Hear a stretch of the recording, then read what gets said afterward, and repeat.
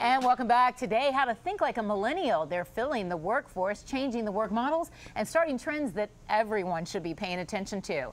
Join us once again, one of our favorite advisors, Eban Eker, small business specialist, speaker, and author of the book, Start Me Up. Eban, welcome back. We always get good advice from you.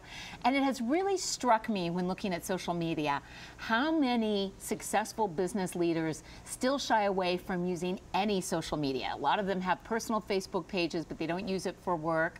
I was at a conference on innovation, and the innovators who were speaking to us, 2 out of the 3 didn't even have a Twitter account, and that astounded me. Should everyone, regardless of age, have some presence on social media, or is that something you don't have to succeed in business? Well, if you don't want your business to be successful, then don't be on social media. You can basically stay at home and hide in a closet. But the reality is you have to go where the people are. You have to go where the fish are. So one way to do that is by being on social media, and it's an easy way to leverage your brand and leverage who you are authentically. But let's face it, if you're 40 or over, 50 or over, it can be an awkward fit. A lot of people don't feel comfortable using Twitter, certainly don't even understand Snapchat, or at least are healthily suspicious of it.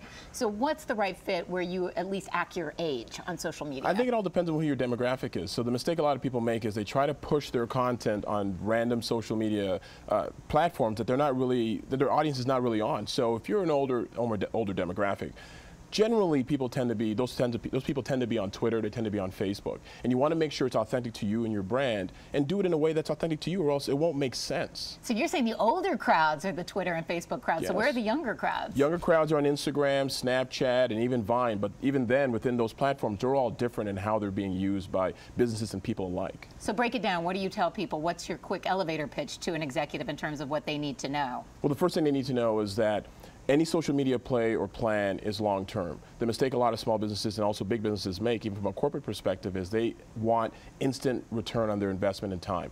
So and the other mistake that they'll make is they'll hire somebody who's within a demographic and a younger demographic and think that because they're young that they know how to use social media. There's 2 aspects of social media. There's how you use the platform, and then how you communicate. You can have a young person who knows how to use a platform, but he or she may not know how to communicate effectively to the demographic that you're trying to reach. Plus, I'll give you an example of my favorite use of social media. Senator Charles Grassley of Iowa, well into his 70s, not the typical social media guy. He's out there tweeting all day long, and it's so authentic. It's coming from his voice. It's using his shorthand. He has a huge Twitter following, and it's because he's reaching out to voters directly, cutting out the middleman. He's not having his press secretary tweet for him, and it works. You can tell when something is canned. You can tell when you get something from a corporation that's canned as well. You feel kind of icky. You feel like you're being sold. If you look at Senator Lindsey Graham, who doesn't even use email, it's pretty disturbing in itself. Yeah. But if you have people who are authentic in how they use it, you tend to you believe that they understand you and they're part of your life and your sphere and your world. And you'll do that if you're being authentic in how you're using it. People tend to gravitate towards that, and they appreciate that more than anything else. Okay, so tell us, like, how do you pick which one is right for you, and how do you use it effectively? I know that can be hours and hours of training by you, but give us some of your tips for that. The first thing is you have to figure out what your demographic is. So depending on who your decision makers are and where they tend to pull, sometimes it could be LinkedIn, sometimes it could be Twitter to create social proof for who you are, being an expert in your space. But regardless of what you use, there are 4 things you need to focus on. You have to have quality in the content you share. The content has to have value, right? So people search because they want value. They're looking for a how-to or an answer. A tweet that you're thinking about going to the coffee shop is a waste of time. Nobody cares about that. People in your life don't even care that you're going to the coffee shop, let alone someone you don't even know. That's so true. The next thing is you want to be authentic. We talked about authenticity being important. And the last thing, it has to be consistent. You have to be consistent in what you're doing. You can't tweet once a week or once a month. This is where I'm at. I'll tweet 5 times in an hour, and then I'll go radio silent for a week. I wasn't going to say anything about that, but yeah. Have you noticed that about me? I have noticed that about you.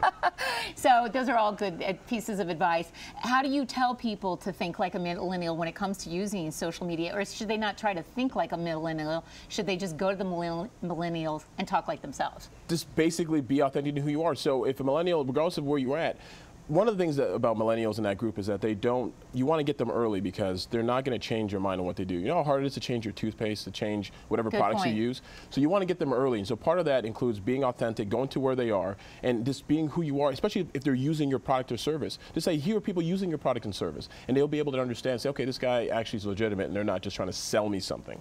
And keep paying attention. The trick for us with the younger group is they keep changing which social media sites they prefer. So I'm still on Facebook and Twitter. I haven't even got an Instagram account, but I'll try and be more consistent. Thank you. Avon, I guess such wisdom. Thanks so much for joining us on Washington Business Report.